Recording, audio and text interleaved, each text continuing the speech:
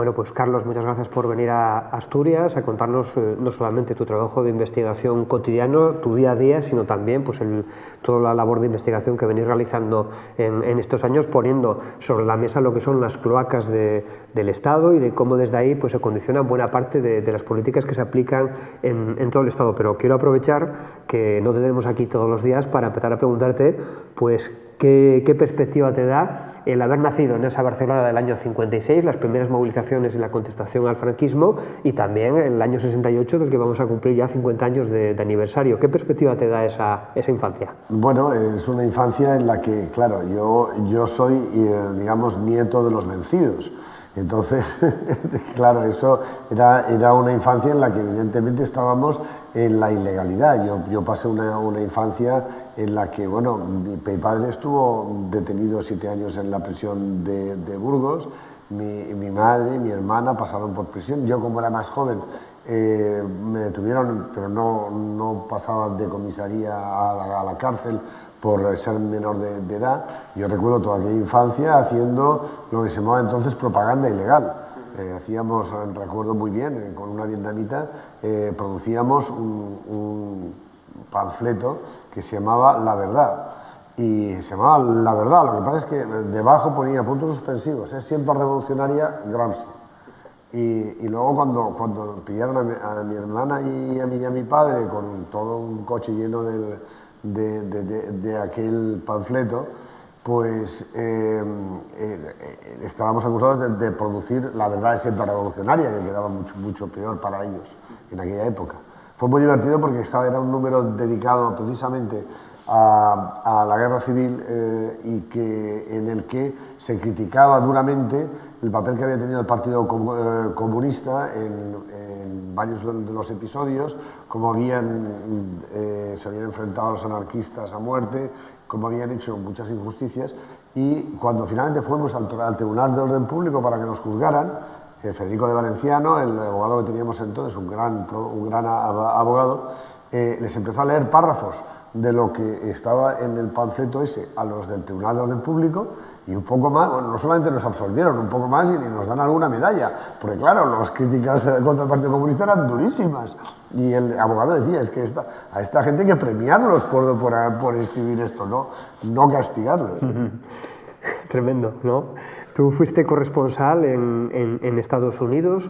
¿Es suficiente contar la verdad en tiempos de Trump? Sabemos que las cajetillas nos advierten que fumar provoca cáncer y eso no impide que fumemos, ¿no? ¿Es suficiente? ¿Le llamarías hoy día de hoy la verdad a una publicación transgresora? Bueno, yo sigo defendiendo eso de que la verdad es siempre revolucionaria, porque precisamente lo que se procura esconder es la verdad. Es lo que yo estoy ahora destapando cloacas y destapando simplemente la verdad, y eso provoca auténticos acontecimientos sísmicos. Yo, antes de ser corresponsal, estuve 5 veranos en Washington, pero estuve 5 inviernos en Moscú, y entonces yo viví todo el proceso de la perestroika desde el principio hasta que ya no existía la Unión Soviética, cuando ya me fui a Washington. Y por lo tanto viví la glasnost, la famosa transparencia, y empezaron a salir las revelaciones de la verdad, de lo que realmente había ocurrido o estaba ocurriendo. En el libro que yo publiqué en Plaza Janés, Tajin Nilsia, en ruso, Así no se puede vivir, un opúsculo buenísimo de Mikhail Shvanietsky, que lo llamó Así no se puede vivir. Precisamente yo me dediqué a reproducir solo o lo que yo había visto o los que yo había entrevistado, todo eran fuentes propias o fuentes soviéticas. O sea, todo lo que hay en ese libro ha sido publicado y avalado por Pravda, por Izvestia, por Komsomolskaya Pravda, por Moskovsky Novosti, por cualquiera de las publicaciones que realmente, o sea, no es nada de la versión de fuera de la Unión Soviética. Por cierto, Pravda significa la verdad, ¿no? Igual que Izvestia significan las noticias, y el chiste de los rusos era siempre: no hay ninguna verdad en Pravda ni ninguna noticia en Izvestia. Pero ellos también sabían que la verdad es peligrosa y es revolucionaria. En el caso de Trump también lo es. Ahora que se está desvelando, por ejemplo, todas las maniobras con Putin, pero no con Putin, con sus negocios, los negocios suyos y los de todos sus colaboradores, con quien fuera, porque les daba igual que fuera la Rusia de Putin, igual que aquí al monarca nuestro le da igual hacer negocios con la dictadura de Arabia Saudí, ¿no? Pero bueno, esa verdad es lo que más asusta a los poderosos. El poder realmente lo que le asusta es la verdad. Y en estos momentos, como me decía también ahora, me lo decía el teniente Segura, Luis Gonzalo Segura, del que soy muy amigo, está ahora leyendo 1984 de Orwell. Y el otro día me comentaba, es que estos han creado aquí el Ministerio de la Verdad. Y precisamente creas el Ministerio de la Verdad para esconder esa verdad, porque es lo más peligroso que hay para el poder. Si la gente conociera la verdad de los que les gobiernan, es que no les votarían, es que tomarían el Palacio de Invierno o la Moncloa o la Zarzuela. ¿No piensas que en ocasiones la verdad pura y dura, crudamente presentada, como hacen muchas veces incluso desde el propio poder, ¿no?, en un momento determinado en el que ya no son capaces de ocultar determinado tipo de cosas, recurren precisamente a la sobreexposición descarnada, que genera a veces incluso desmovilización, porque genera una sensación de estos tipos son capaces de engañarnos y a continuación decir que nos han engañado, y por tanto genera una sensación de no puedo hacer nada, ¿no? Bueno, sí, antes estábamos hablando tú y yo del tema de las pensiones, ¿no? O sea, el mismo M. Rajoy, que durante todos estos años estuvo cobrando sobresueldos sobre su ya sueldo espléndido, a base de la caja B de Bárcenas, cosa que indiciariamente ya se ha demostrado que es así, que este hombre ha estado llevándoselo el dinero público, igual él que todos sus colaboradores en el Partido Popular. Resulta que ahora tiene que salir a decir que es que no les puede mantener el poder adquisitivo a los pensionistas, a los jubilados, porque no hay dinero. Claro, es que el cinismo es descarnado, o sea, no hay dinero porque se lo han robado ellos. Entonces, los mismos que lo roban, luego salen y dicen, mire, como ya lo hemos robado todo, pues mire, ya no hay más dinero. O sea, que se van ustedes a quedar sin comer.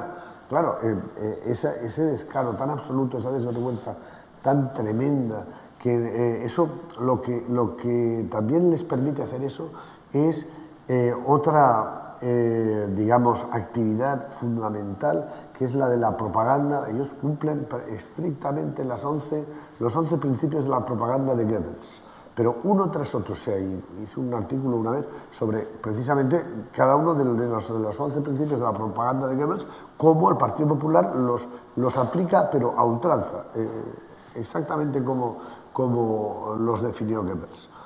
Bueno, pues esa propaganda, ese Ministerio de la Verdad, ha conseguido controlar todos los medios, grandes medios de comunicación, especialmente los audiovisuales, por supuesto todos los públicos y, por supuesto, todos los que afectan a gente que no tenga la posibilidad de informarse de otra manera, y me refiero a gente que no está en ciudades populosas, donde pues hay más recursos, se pueden ir a charlas, se puede asistir a numerosos actos en los que tienes otras visiones y te cuentan la verdad, ya que estamos hablando de la verdad. Entonces, esa falsa verdad, esa posverdad, como la han llamado ahora, ¿no?, hizo Carlos París, el compañero, el filósofo, compañero durante 27 años de mi madre, Lidia Falcón. La última obra que hizo fue en la época de la mentira. Y luego ya se llamó eso posverdad, pero es que no es que sea posverdad, es simplemente cuando consigues que repitiendo 1.000.000 de veces una mentira la gente crea que es verdad, pues es cuando tienes el Ministerio de la Verdad, que es lo que han conseguido esta gente. Ahí en ese sentido, yo por lo menos, yo creo que en buena medida, no sé si era lo que pretendía Goebbels, desde luego en el caso de Bush, yo creo que llegaba un momento en el que ni siquiera su preocupación es que a base de repetir una mentira la hagas verdad, sino que directamente nadie crea ya en ninguna otra verdad, ¿no? Es decir, convencernos de que de alguna manera nada puede funcionar, ¿no? Ya directamente asumo que yo reconozco abiertamente que te miento, pero es que todos los demás lo hacen igual. Y eso yo creo que es clave para ver cómo conseguimos que la verdad sea realmente movilizadora. Aquí en Asturias, por ejemplo, cuando hacemos frente a los casos de corrupción, nos hemos dado cuenta de que no es suficiente simplemente denunciar cómo se han detraído recursos, sino que a continuación hay que explicar cómo se podrían haber utilizado de otra forma, ofreciendo un horizonte distinto. Cuando, por ejemplo, hablamos en Asturias del caso Marea y de cómo se detraen recursos que tendrían que ir destinados a los colegios, explicamos que los niños no tendrían por qué estar en contenedores estudiando, sino que podían tener una educación a tenor de la inversión que realizamos en Asturias. Yo creo que esa parte es fundamental, porque si no, pues eso, corres el riesgo de saturar, ¿no? de que te cuenten la verdad. A ti te tocó cubrir lo que sucedió en Bhopal, por ejemplo, ¿no? Bueno, sí, Union Carbide, sí. Y frente a esas enormidades, ¿no? Eso fue, creo que fue mi primera misión como enviado especial, sí. Bueno, de hecho yo iba porque habían asesinado a Indira Gandhi y luego Rajiv Gandhi, su hijo, se presentaba a las elecciones y yo fui allí para esas elecciones, pero estalló la planta de Union Carbide en Bhopal, ¿no? Pero tú me estabas recordando lo de Bush, y a mí me enseguida, hablando de la verdad.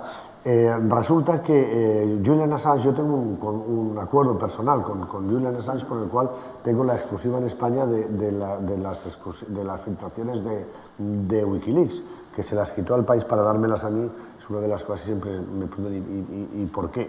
Bueno, también por lo mismo, porque si defiendes la verdad no puedes realmente seguir manteniendo la confianza en medios de comunicación como esos. Pero precisamente una de las primeras, la primera gran exclusiva, la primera gran filtración que hace Julian Assange Wikileaks es cómo matan a una serie de civiles, incluido a un fotógrafo de France Press, era de Associated Press, en Irak desde un helicóptero. Entonces consigue la filtración de la grabación del ejército de Estados Unidos de esa matanza y la difunde, ¿no? Y entonces dice el asesinato en directo. Bueno, el caso es que empiezan a ir contra él todos los medios de comunicación, los grandes medios de comunicación, porque está criticando algo que depende de la seguridad nacional. Entonces, como ahora que han rechazado hacer una comisión de investigación sobre el rarísimo caso del imán de Ripoll siendo confidente de la policía, de la Guardia Civil y de los servicios secretos y dedicándose a poner bombas en Cataluña, así que es una cuestión de seguridad nacional, querrán decir de inseguridad nacional, porque lo que provoca el que ellos oculten la verdad sobre eso es una inseguridad absoluta para el resto de los ciudadanos. Bueno, pues, ¿qué es lo que ocurrió? Que cuando ya finalmente hizo el famoso Cablegate, que es cuando difundió todos los cables de las embajadas de Estados Unidos en el mundo, dirigidas al Departamento de Estado, revelando toda la verdadera basura, la cloaca que era la política exterior de los Estados Unidos en el mundo entero, se lo pasó en exclusiva a los grandes medios de comunicación occidentales, el New York Times, el Guardian, el Le Monde, El País. Bueno, al final todos esos medios acabaron investigando a Julian Assange. Es decir, la noticia para ellos no era que se estuvieran cometiendo crímenes de guerra y se estuviera ocultando eso, que se estuvieran provocando decenas de miles de víctimas civiles. No, eso no era ninguna noticia. La noticia era que había un señor que conseguía estas filtraciones y había que ir a buscar y revelar eso y desvelar quién era él y cómo lo conseguía y dónde estaban sus archivos secretos. Si los medios de comunicación son así, si el cuarto poder famoso ese antes me decías, de los papeles del Pentágono o del Watergate, si realmente los medios de comunicación ahora no son más que otra herramienta más al servicio del poder, pues apaga y vámonos. Siempre yo tengo la sensación de que hay una relación contradictoria, ¿no? Con idas y con venidas. Empezábamos hablando de Pravda y de cómo pues, la verdad tenía un valor y por tanto quien decía también la verdad se convertía en una amenaza, mientras que cuando llega todo la retórica no liberal, justo nos encontramos con lo contrario, es la sensación de que el cinismo se impone, ¿no? Y da igual lo que digas, lo que importa sean tus actos. Hay momentos como de ida y de venida en esa situación. Por ejemplo, cuando hablabas de cuando te tocaba a ti cubrir la perestroika, ¿no? Una anécdota que contaban de Gorbachev cuando visita las tropas que tienen Crimea. Yo siempre recuerdo que un soldado se le dirigió y estaba hablando con él y en un momento determinado le dice Gorbachev, pero no se da cuenta de que le falta un zapato, ¿no? Y le dice, lo siento camarada, no es que me falte un zapato, es que lo he encontrado. Es decir, el propio Gorbachev tenía un desconocimiento de lo que realmente estaba pasando, ¿no? Y ahí en ese sentido, como comentábamos antes, la Glasnost tiene una finalidad que es hacer circular la información de abajo hacia arriba, ¿no? Esto sucede también con las redes sociales. A veces la transparencia, ¿no? La realidad tal cual la mostramos en nuestra vida cotidiana también contribuye, ¿no? Que tengan un mejor conocimiento de cuáles son nuestras pautas, de cuáles son nuestras preferencias, ¿no? De la misma manera que les desnudamos a ellos y tratamos de a través de la investigación, a través de las filtraciones, conocer con detalle pues, cómo funcionan los aparatos de Estado, también ellos operan en el sentido contrario, ¿no? Y tratan de extraer información que les ayude pues, a sus formas de gobernabilidad pues, mucho más eficientes. Bueno, lo que ahora están haciendo es otro de los métodos clásicos también de Goebbels para impedir que se sepa la verdad. Tú haces tanto ruido en torno al que cuenta la verdad que nadie le puede oír, porque nadie le escucha, porque es que hay millones de mensajes simultáneos. Entonces, con que sean todos un poquito distorsionados, levemente distorsionados, llega a un punto. Y luego otra cosa es, además en el fondo lo hacen también con la corrupción, ¿no? O sea, nosotros no sé si somos corruptos, pero da igual, todo el mundo lo es, ¿no? Como todo el mundo es un asesino y todo el mundo es, bueno, pues vótame a mí que yo ya tengo más práctica y lo hago con mayor soltura. Pero en ese sentido de lo que se trata es de desprestigiar cualquier medio de comunicación. Igual que finalmente han conseguido hacer que los políticos, todos los políticos son unos, no solamente unos ineptos, unos sinvergüenzas, unos ladrones, sino que bueno, que se dedican a eso para su propio beneficio. No existen los políticos honrados, no existe la posibilidad de que sean sinceros cuando hablan, no existe ninguna posibilidad de que un político esté trabajando para la comunidad. Eso es algo que ellos quieren hacer creer a la gente, como si los militantes, como si los activistas, como si los que se salen a las calles a protestar, no hicieran política.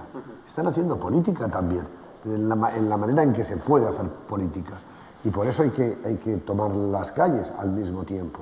Porque ahora resulta que las pensiones son temas de portada y de telediarios y de todas las cadenas que lo estaban ocultando hasta ahora todo lo que podían, porque han sido ellos mismos, han sido los ancianos, los jubilados, los que han conseguido superar las barreras que Rodea el Congreso no consiguió superar y trepar por la carrera de San Jerónimo hasta los propios leones.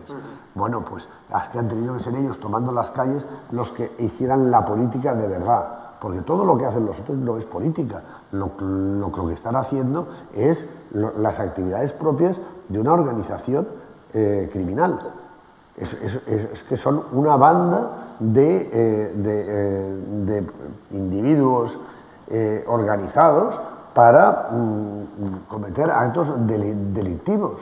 Entonces, eso está clarísimo ya. Bueno, el PP es el primer partido, en sí mismo partido de Europa que está siendo imputado por dedicarse a cometer crímenes. Es que entonces, claro, si son la mafia, pero pretenden que mejor les votas a ellos, porque todos los demás son mafia también.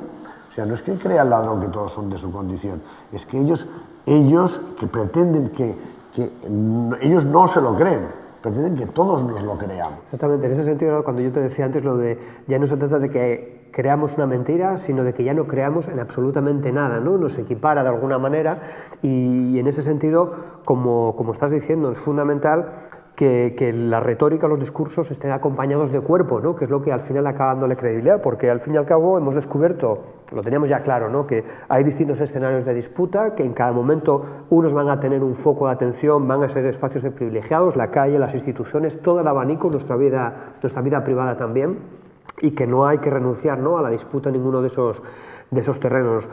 Nosotros, por ejemplo, nos dábamos cuenta de que había que incluso, precisamente para contrarrestar este fenómeno de saturación, porque en un momento determinado, como antes decía, pasan de querer ocultarlo todo a por justo el fenómeno contrario, te riegan con toda la información que hace que la ciudadanía sea imposible ni para ti explicarlo ni para la ciudadanía comprender qué es lo que están haciendo, ¿no? Todos los detalles que tú conoces de arriba abajo de los casos de investigación que estáis siguiendo, aunque te diésemos 4 horas de grabación, serías incapaz de contarnos todo con detalle y provocar indignación, ¿no? Y eso creemos que es una cosa sobre la que tenemos que reflexionar, como de manera selectiva, ¿no? Hacemos una suerte de bombardeo selectivo, saber pues, en qué momento hay que golpear en cada una de las temáticas. Y, por ejemplo, pues conectar, creo que es uno de los desafíos que tenemos, conectar casos de corrupción concretos con ese horizonte de posibilidad distinto, ¿no? Por ejemplo, pues en Asturias se están investigando los fondos de formación ocupacional, igual que sucedió en Andalucía con el caso de los ERES. Hay que explicar y conectar con la realidad de un desempleo masivo, en el caso de Asturias, del 48% para los más jóvenes. Antes te ponía el ejemplo del caso Marea y de los problemas en educación, pero lo mismo pasa, por ejemplo, cuando hablamos de la sanidad, de las listas de espera negadas sistemáticamente, pero que luego, cuando se descubre que es verdad, lo que hacen es abrir un portal que dicen transparencia para mostrar todos esos datos e inundarte, ¿no? Y no hablar de lo que está de fondo, conflictos de intereses y el hecho de que nos gastemos en productos farmacológicos y en la industria farmacéutica más de lo que nos gastamos en profesionales que son los que nos tendrían que atender y cuidar en primera instancia para así garantizar el ahorro. En cuanto a nosotros como periodistas, lo que nos ocurre también es que ellos han creado también una... yo recuerdo cuando ya estaba investigando el GAL, estoy hablando de los años 90, cuando regresé de Estados Unidos, que ya les llamábamos a una serie de supuestos periodistas, más bien tertulianos, que les llamábamos el sindicato del crimen. O sea, han pasado 20 años y 20 años después nos estamos dando cuenta de que Eduardo Inda y Alfonso Rojo y Germán Terç y todos ellos, ¿qué es lo que hacen? Por un lado, con su ruido ocultan la verdad, pero por otro lado, lo que consiguen es que todos los periodistas son iguales también. Todos los políticos son iguales, todos los periodistas son iguales, todos mienten, y así el periodista que realmente descubre, desvela, revela y se juega el pescuezo para sacar a la luz los trapos sucios del poder, que tampoco confíen en él, porque como todos los periodistas son iguales, bueno, todos los políticos son iguales, y al final acabaron haciendo lo de las 4 Ps, ¿no? Los políticos, los periodistas, los policías y las putas, y son todos una mierda, y esto es lo que están intentando, o sea, es que se autodesprestigian ellos muy alegremente, y Rafael Hernando y Pablo Casado y todo esto están encantados de que se piense que todos los políticos son unos mafiosos, unos corruptos, unos ladrones, unos mentirosos, incluidos ellos. ¿Por qué? Porque entonces así cualquier otro podrá decir eso mismo de cualquier otro que esté diciendo verdades, y por tanto nadie las creerá aunque sean ciertas. ¿Y es posible salir de esa especie de círculo vicioso? Lo vemos, por ejemplo, volviendo al caso de Trump, cuando Trump se presenta como una suerte casi de antisistema, a pesar de ser quien es, y dice y presume, ¿no?, de enfrentarse a los medios de comunicación, a la clase política, y de hecho trata, pues por ejemplo, con el caso que mencionabas acerca de las filtraciones, de darle automáticamente la vuelta, igual que hizo Jean-Marie Le Pen en Francia, ¿no?, presentándolo como un caso de acoso, de invención, de mentira, ¿no? ¿Es posible salir de ese círculo vicioso? ¿Es suficiente que profesionales reconocidos salgan y digan claramente, pues no, esto es mentira, se puede demostrar? ¿O hace falta algo, ¿no?, de movilización de la sociedad civil, de nuevos instrumentos? Hace falta mucho porque evidentemente ese bucle en el que ellos consiguen colocarnos, que nos deja sin salidas, tiene una máquina que lo genera, es una centrifugadora tremenda, porque tienen el poder económico, tienen el poder político, tienen el poder mediático, y entonces crean ese bucle que impide que la gente vea más allá de eso. Es que consiguen que la gente tenga un pensamiento circular centrífugo. Sabes que lo centrípeto no existe. Perdón, al revés, lo centrífugo no existe, centrípeto. Entonces, evidentemente, simplemente la gente se ve incapaz de mirar hacia afuera porque le están rodeando con todo ese ruido, esa nube de desinformación. Y entonces esa desinformación es la que también conforma el mensaje populista político, porque el populismo precisamente consiste en hacer creer a la gente que estás actuando, que estás hablando, que estás dando ideas en su beneficio, que es lo que hizo Trump con todos los rednecks y con todos los blue collar workers de Estados Unidos que creían que una persona que era el paradigma de la élite, de la prepotencia, del magnate absolutamente despiadado con los trabajadores, iba a hacer algo a su favor. ¿Pero por qué? Porque de nuevo ese mensaje populista es lo peor es el poder, lo peor es el gobierno, lo peor son los políticos, como dicen estos ultra neoliberales en Estados Unidos. El gobierno no es la solución, el gobierno es el problema. Hay que acabar con el gobierno. Entonces aquí, claro, que la ley del más fuerte se imponga y por tanto los supermagnates, como tienen todo el poder, siempre se impondrán ellos. Y en el caso de Estados Unidos incluso por la fuerza de las armas en la mano. Pero entonces, como la gente está indignada con esos abusos del poder, con esas injusticias, con ese robo, esa corrupción permanente de los que ostentan el poder, sale el populista y dice, no, yo estoy contra el poder, yo voy a ser el primero que voy a derribar ese poder. Y le votan. Y así está el Berlusconi, y así está el Trump, y así están los populistas. Entonces, cuando el Partido Popular acusa de populismo a todos los que denuncian esos abusos, dicen, esos son populistas, ellos que se llaman populares, cuando es lo más impopular que hay, que además dicen que los que defienden a los trabajadores son ellos, cuando son la aristocracia de este país, son los herederos de la dictadura más corrompida, y ellos que tienen la sede en Génova, pagada en negro, y por el que han pasado todas las cajas B y por donde se han robado todos los fondos públicos, está cubierta de la palabra populares, pero los populistas son los otros. Pero es que además es absolutamente... A veces a mí me sorprende que la gente no se dé cuenta de ese engaño. Pero la gente no se da cuenta de ese engaño y volvemos a 1984 porque ha sido sometida a un ministerio de la verdad.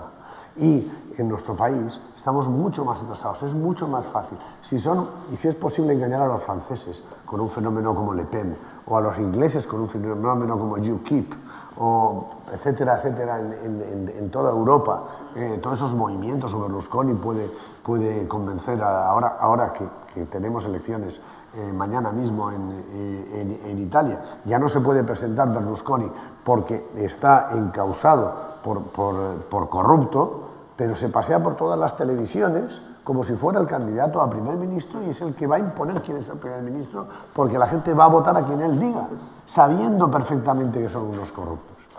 Yo creo que es importante por eso el profundizar, porque podríamos tener una visión más de la mecánica de Newton, ¿no? Un movimiento, una relación donde los actores parecen masas definidas que interactúan, a una visión en la que las cosas son un poquito más complejas, porque al final lo que demuestran no solo los Le Pen, los Macron también, son capaces de articular demandas reales, necesidades de la población y darles una envolvente, una expresión que resulta de alguna manera seductora. Es decir, los sectores progresistas en esa disputa no son capaces de envolver, de darle un cauce más interesante, más posibilitador que la fantasía que ofrecen, ¿no? los discursos de esta índole. Y ahí se abren como dos brechas. Tú antes mencionabas las pensiones y choca de frente el discurso del Partido Popular en algún momento con la realidad de una población envejecida que se da cuenta de que las pensiones son las que son, que se les ha prometido la recuperación económica y cuando oyen hablar de recuperación se miran 10 años atrás y dicen han pasado una década entera No hemos recuperado nuestra capacidad adquisitiva. En el caso de Asturias es especialmente grave la situación porque hasta 3 generaciones tienen que vivir de una pensión. Por lo tanto, el problema no es que no se actualice al IPC, ¿no?, que incluso actualizándose al IPC seguiría siendo insuficiente porque de tu pensión viven tus hijos y viven tus nietos. Con lo cual se ha dividido por 3 el salario de la gente. No es cuestión simplemente de la revalorización. Por tanto, hay como un primer momento al que agarrarse, ¿no?, de confrontar la dimensión retórica con la realidad que tiene que convivir con la gente. Y luego hay otra vertiente que yo creo que ahí es muy importante el trabajo que tú haces, que pasa por las brechas internas, ¿no? En un momento determinado podríamos pensar, por ejemplo, bueno,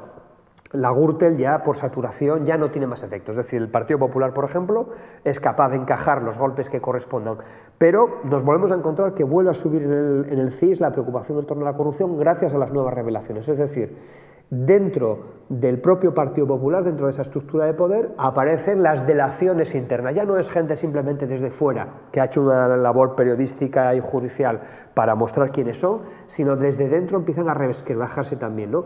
Esa segunda brecha, ¿hasta dónde puede llegar? ¿Hasta dónde podemos sacar partido en esa cadena de delación para que llegue al señor M. Rajoy o a quien corresponda en cada sitio? Bueno, es que esto es lo que realmente va a destruir el Partido Popular, pero ya tienen el recambio.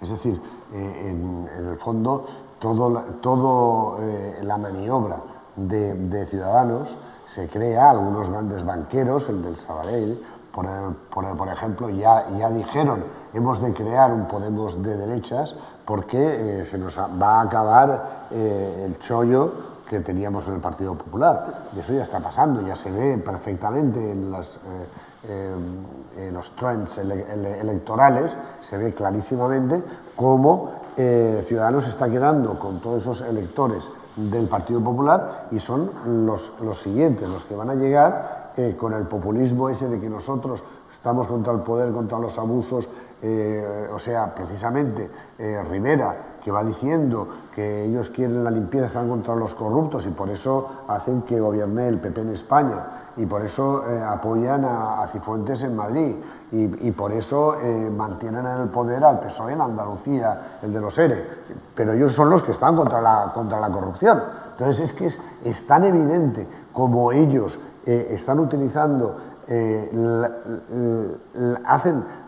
convierten la mentira en el eje de su discurso, hasta el punto de que la gente, yo creo que es que llega un punto en que no se pueden creer que mienta tanto, es tan inverosímil que sea tan descarada esa mentira que dicen, pues será verdad que lo que dice, no puede ser mentira tan descarada como lo aparenta, ¿no?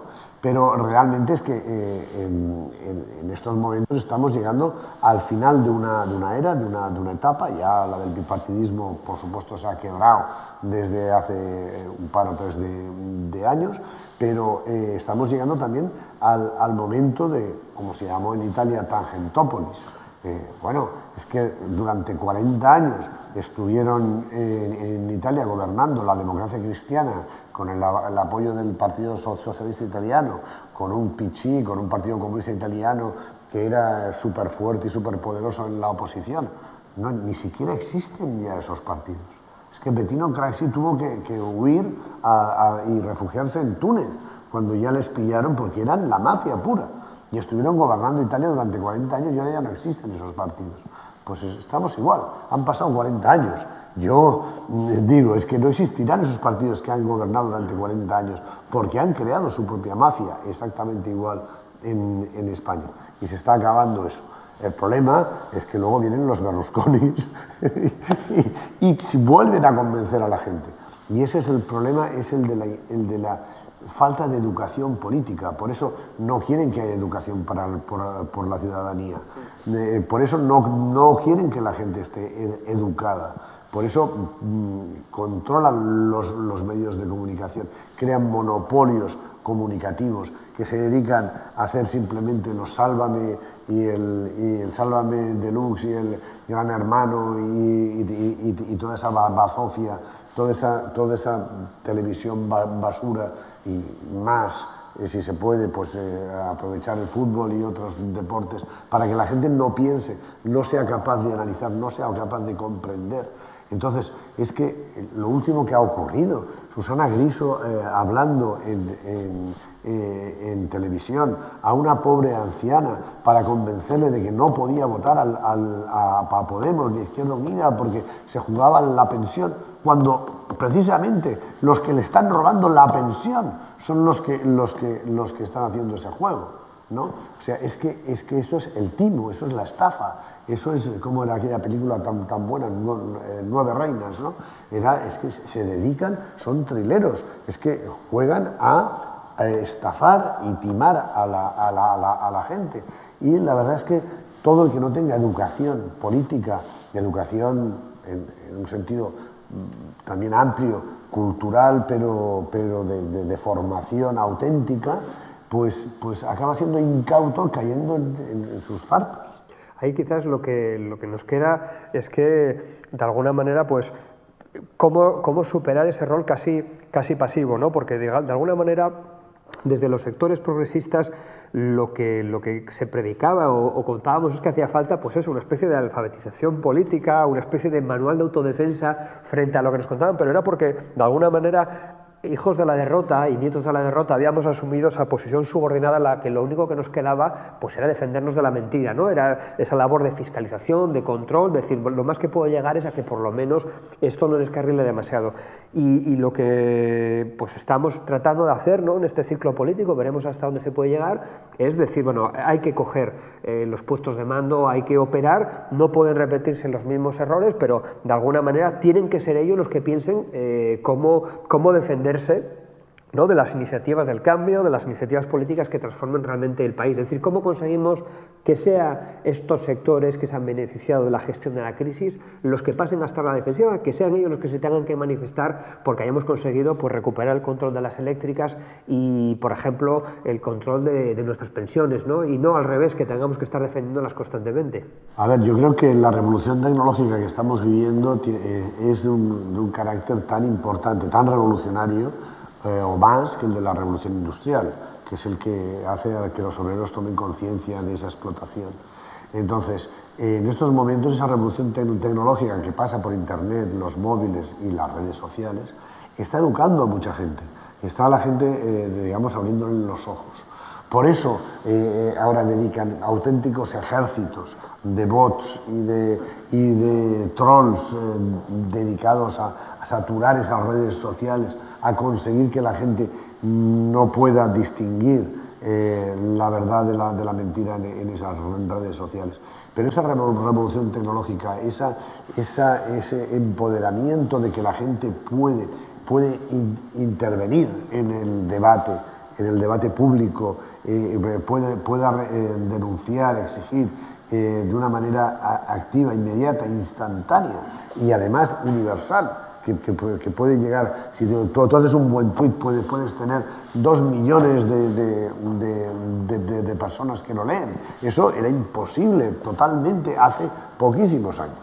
Entonces esa revolución tecnológica es la que nos tiene que permitir que la gente tome conciencia, que la gente se empodere también para que participe en política y que, por supuesto, aprendan también, conozcan y sepan distinguir la verdad de la mentira. Y en ese momento hay una cuestión que en esa idea que trataba de poner sobre la mesa, ¿no?, de idas y venidas, de pasar a preocuparme de cada palabra que pronunciaba un ciudadano a no hacer caso porque tengo la situación controlada, a mirar con lupa cada tuit, ¿no? Nos estamos encontrando con que unos aparatos de Estado, un poder que aparentemente se presenta como invulnerable, que da igual que incluso se le lleve a los tribunales y, sin embargo, casi como síntoma de su propia vulnerabilidad, se ve obligado casi a detener a tuiteros, a encarcelar a la gente simplemente por escribir unas palabras a las cuales 2 años antes nadie hubiese prestado atención porque estaban normalizados, ¿no?, determinadas formas o de humor negro o de crítica política. Y sin embargo estamos viendo cómo entra la gente en la cárcel por enviar tweets. Bueno, es que de lo que se trata es de que esa misma represión de la actividad política, de la libertad de expresión de la ciudadanía, que además es una represión absolutamente inconstitucional y por supuesto antidemocrática, desenmascara a los que la practican. Porque claro, ¿qué es lo que está siendo desenmascarado ahora? Está siendo ahora desenmascarado que no tenemos un sistema judicial independiente en absoluto. ¿Por qué? Porque no hubo ninguna transición de la judicatura, igual que no hubo ninguna transición de las fuerzas de seguridad, igual que no hubo transición en el ejército hasta que no ocurrió lo del 23F y después hubo una pequeña purga, pero sobre todo tampoco hubo una transición en el poder económico. Es que los poderosos, los magnates, los potentados, los que realmente pueden pagar todo eso y pueden apoderarse de los medios de comunicación como ya han hecho, los que poseen los bancos y las eléctricas y los que realmente están manejando todos esos otros instrumentos que son la judicatura y las fuerzas de seguridad y el ejército y los medios de comunicación en beneficio propio, que son los verdaderos amos de las cloacas, estos jamás hubo ninguna transición. Son exactamente los mismos que tenían el poder durante el franquismo. Aquí en España no ha habido ninguna transición. Ahora mismo, cuando por fin el Bigote se empieza a lanzar a los cuatro vientos en su declaración en el juicio, que el señor Ignacio López del Hierro, marido de la ministra de Defensa y secretaria general del Partido Popular, María Dolores de Cospedal, es el que tendría que estar sentado en el banquillo porque ha estado en todos los papeles, ha estado en la caja B del PP, ha estado en Liberbank, ha estado en cada uno de los grandes escándalos de corrupción y jamás se le ha tocado un pelo. Bueno, pues ¿quién es este señor? Este señor es que procede de una de las familias de más rancio abolengo de Sevilla, cuyo padre era teniente coronel de caballería con Franco y murió en el año 73 cubierto de medallas. Su tío era general en el ejército de Franco y que lo trasladan a Madrid desde Sevilla con 28 añitos a la muerte del dictador para darle un nuevo rostro, una nueva apariencia de que aquí cambia algo. Y le hacen a los 29 años gobernador civil de Toledo, el gobernador civil más joven que hubo jamás en España. Está 4 años en Toledo y después va a Sevilla 2 meses y se da cuenta de que no, de que lo que él quiere hacer no es pasar de la política a los negocios, sino pasar a hacer negocios con los políticos, que es lo que realmente provoca que luego él se convierta en una de las grandes fortunas. Llega a tener 40 cargos simultáneamente en las constructoras, se aprovecha de toda la burbuja del ladrillo, llega a levantarse 1 millón de euros de salario solo, no en bonos, ni en beneficios, ni en acciones, ni nada de eso. Se casa con María Dolores de Cospedal cuando ella es secretaria general del PP y ya está en el poder en el Partido Popular. Bueno, pues 2 años después ella llega al poder en Castilla-La Mancha. En el primer año de legislatura en Castilla-La Mancha, con el boom del ladrillo en toda esa zona, con Cospedal al frente, su marido multiplica por 20 el capital de su empresa Hilo de Inversiones SL, una de sus empresas, son muchísimas empresas. Bueno, es que son auténticas fortunas las que nos gobiernan y que luego salen, como ha salido ahora el del Banco de España, decir, bueno, es que los jubilados tampoco son tan pobres, porque algunos de ellos tienen un piso en propiedad, pues eso es como si fuera una jubilación. Eso lo dicen. Esta señora, por ejemplo, Cospedal, que tuvo la cara dura de decir que ella tenía un piso de 260 metros cuadrados. ¿Por qué? Porque se lo tienen declarado por mitad la mansión de un cigarral. Un cigarral es una finca regia inmensa en Toledo, de 14.000 metros cuadrados de terreno, y la casa construida tiene 580 metros cuadrados. Entonces, como lo tienen por mitad, ella declaró que ella tenía un piso de 250. Es una falsedad, eso es lo de la posverdad. No, claro, porque lo otro está a nombre de mi marido. Entonces, pero mira, usted vive como estuvo, ¿no? Como la Esperanza Aguirre, diciendo yo soy pobre de pedir, cuando es condesa consorte y viven en un palacio en el centro de Malasaña en Madrid. Y luego, cuando tuvo que pedir perdón, dice, es que es que es muy caro calentar el palacio, claro, vives en un palacio y lo pasas muy mal. Y cuesta mucho él. Gracias a tu investigación, pues vosotros abristeis un poco la vía de conocer a personajes pues como Villarejo, ¿no? Cuando nadie hablaba de él, pues nos lo disteis a conocer, ahora está en boca de todo el mundo. De alguna manera nos espera una siguiente oleada, ¿no?, de personajes. Bueno, nosotros ya lo hemos apuntado porque varias de las cosas que no aparecen en el documental, porque claro, el documental se hizo antes, el documental de las cloacas de interior, hemos seguido investigando y sacando exclusivas mucho después de haber terminado ese documental. Entonces, uno de ellos es que lo que Villarejo hacía, Villarejo dirigía una policía paralela al servicio de los multimillonarios.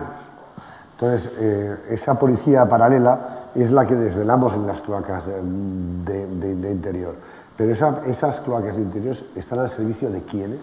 ¿Quiénes son los amos de esas cloacas?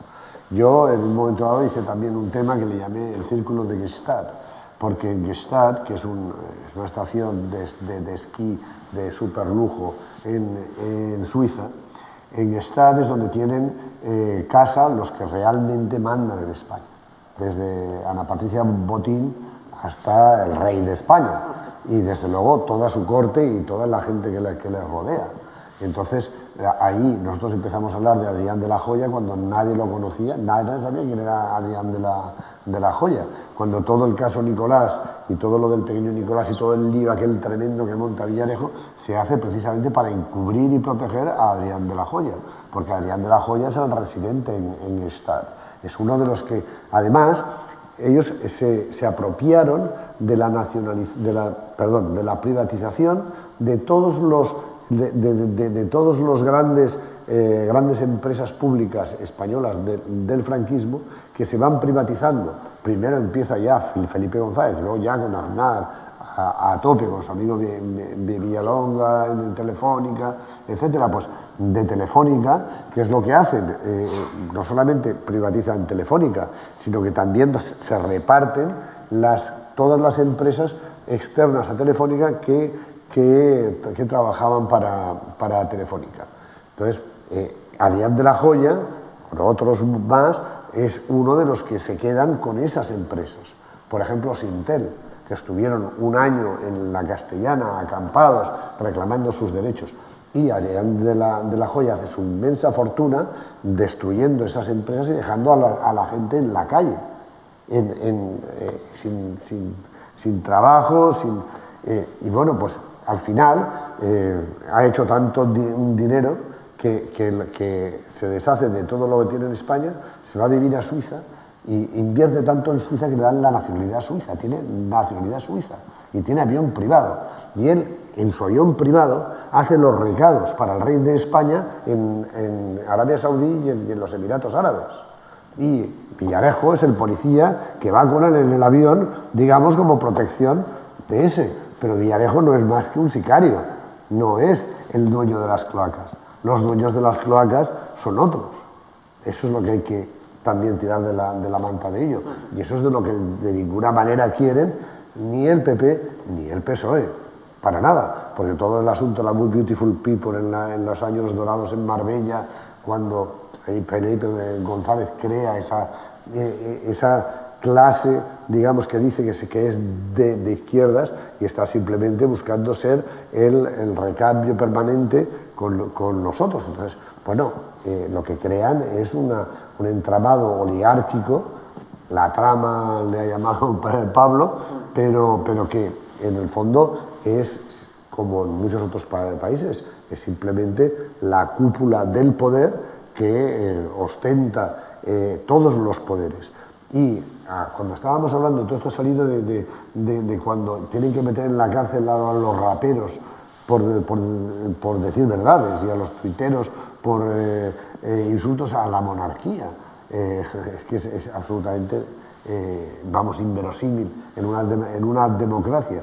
Pero sin embargo, esos mismos jueces y fiscales jamás perseguirán a los ultraderechistas o a los fascistas que están amenazando de muerte por las redes. No, eso nunca se persigue, no hemos visto todavía una sentencia que condene a gente que realmente está defendiendo la dictadura y el fascismo. Y entonces, que ellos digan que son los defensores de la democracia porque son delitos de odio. El delito de odio es impedir que la gente pueda sacar a las víctimas de las cunetas. Eso sí es un delito de odio y eso lo practica el gobierno.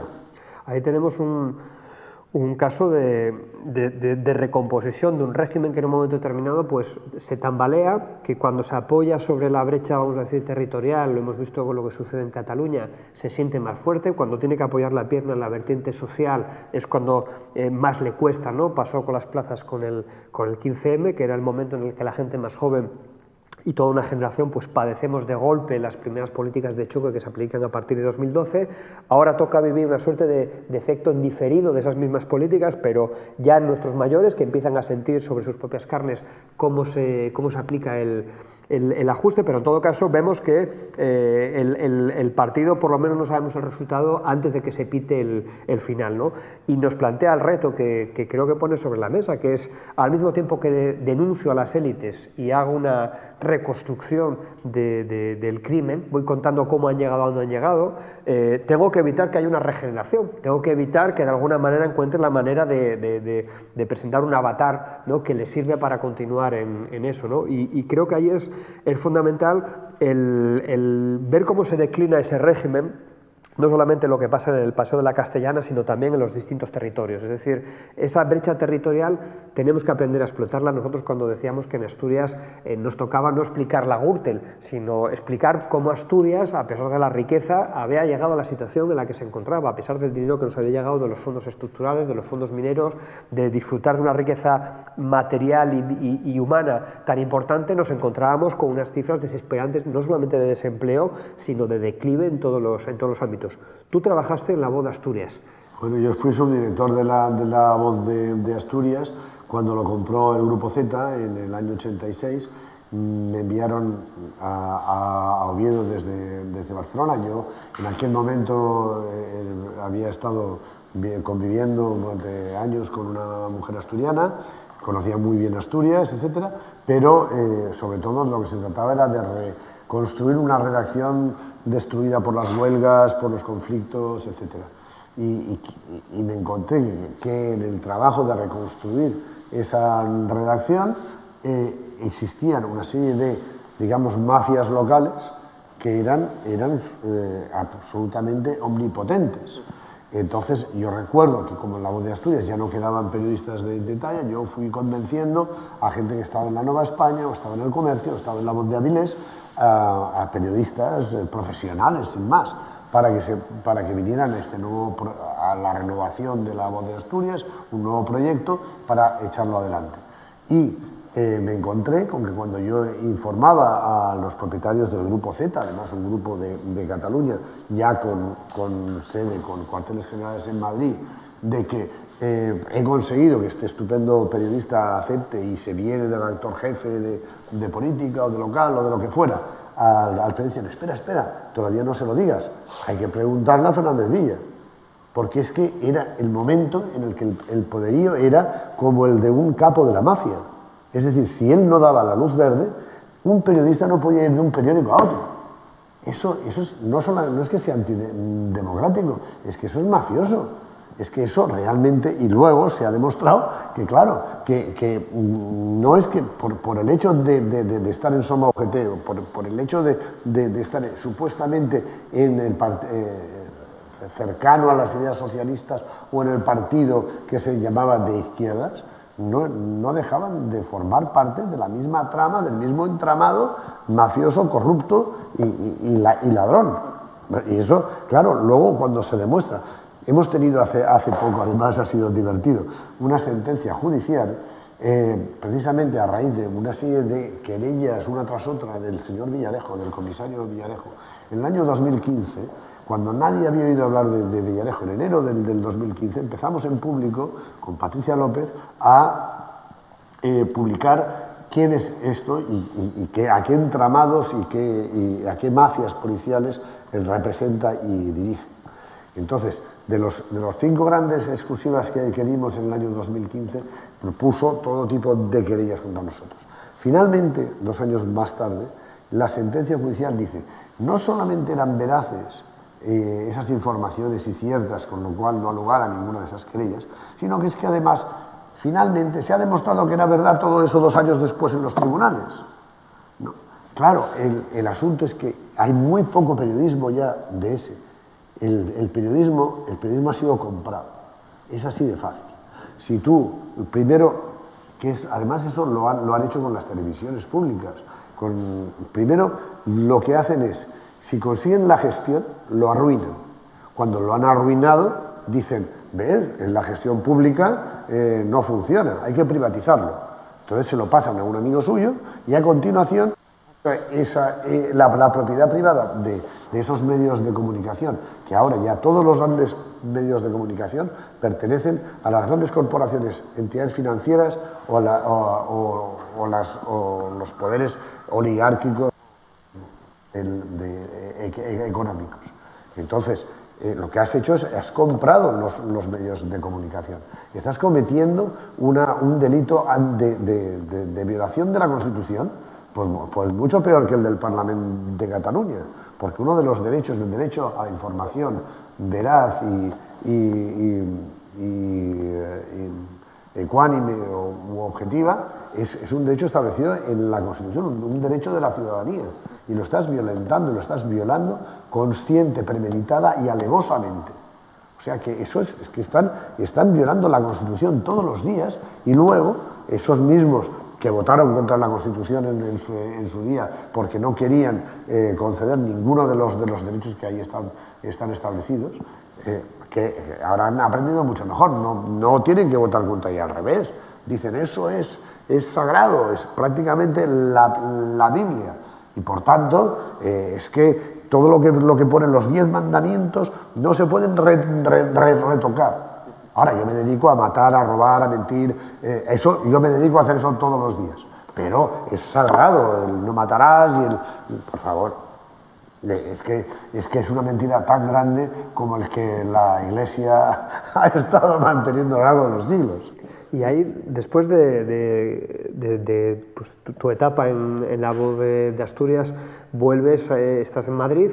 ¿Qué es lo que sucede con lo que sucede en Asturias? ¿Por qué cuesta tanto que los casos, por ejemplo, de corrupción, de lo que pasa en nuestra tierra, lleguen a ser portada en los periódicos? ¿Por qué no es lo que sucede, por ejemplo, con Andalucía? ¿Es simplemente una cuestión de, vamos a decir, irrelevancia en términos electorales o en términos de población? ¿O hay otros factores desde tu punto de vista que expliquen que un Villa pues solo pasa a ser conocido ya pues como después de que se acumulen tras de él, ¿no?, todos los escándalos?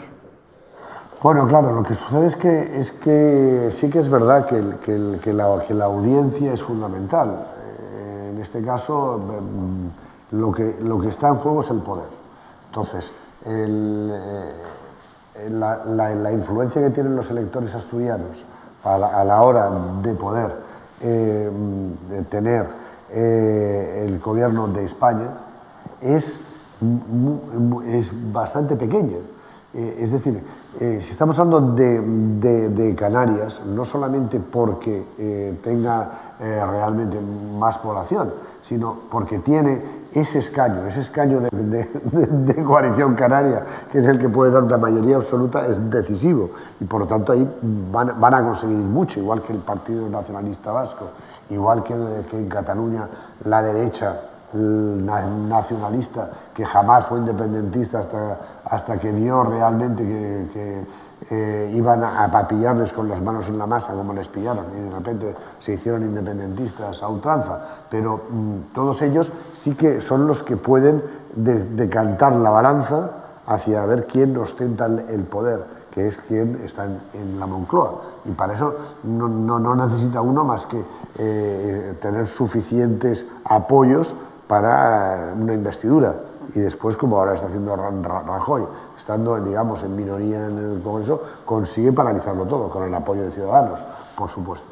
Pero si no eres ninguno de esos que pueden decantar la balanza, de repente quedas en el limbo, quedas absolutamente despreciado por los poderes fácticos, y por tanto no importa nada de lo que ocurra en esta tierra. ¿no? Eso también pasa en otros lugares en España, no solamente en Asturias. Entonces, claro, es mucho más difícil que esto llegue, digamos, los escándalos de corrupción o lo de Fernández Villa que hablábamos antes, que llegue a ser un caso importante, porque no va a decantar la balanza del poder. Es que al final esto es un juego de tronos y está todo el mundo intentando conseguir el trono de hierro de la Moncloa, y de momento Cospedal es la que va en plan Cersei, vamos, directa hacia ahí. Sí, ahí afortunadamente, pues que afortunadamente y para nuestra desgracia también, ¿no? El papel que juega Javier Fernández en la gestora, ¿no? Nosotros habíamos avisado de que quien iba a hacer de mayordomo para Susana Díaz para preparar pues un poco la entrada por la puerta grande de la Secretaría Andaluza iba a ser Javier Fernández. Eran los dos gobiernos que le quedaba al Partido Socialista a nivel territorial, y de alguna manera pues eso es lo que ha facilitado también que el escándalo de Villa, el caso Marea hayan sido portadas. Esperemos que hagamos las cosas lo suficientemente bien como para que Asturias pueda ser portada y ser conocida por cosas mucho más positivas, que sin duda hay elementos de sobra, ¿no? Para poder exportar una imagen mucho mejor, ¿no? que la de ese presidente de una gestora que lleva a Mariano Rajoy a la presidencia y nos condena a otros 4 años más de legislatura del Partido Popular. Se nos acaba el tiempo. Darte las gracias por una vez más haber estado aquí con nosotros, y esperemos que vuelvas pronto para seguir contándonos, porque creemos que es fundamental esa labor de hacer carne y de contar esa verdad. No basta simplemente leerte, sino que hace falta pues conocerte en persona, que la gente te escuche en directo, y de la misma manera que Joe Ellsberg hacía que hasta sus hijos le ayudasen a fotocopiar las pruebas de los papeles del Pentágono. De alguna manera nosotros tenemos que con esos fragmentos de verdad que nos cuentas tú y tantos profesionales que siguen valientemente haciendo ese esfuerzo, irnos con ese trocito de verdad a contárselo día a día a la gente para que no se olvide, y seguir renovando la vacuna que necesita la democracia para que los que mienten hoy no se cambien la careta y puedan seguir haciéndolo mañana. Muchas gracias por estar con nosotros. Gracias a vosotros y seguir luchando por la verdad.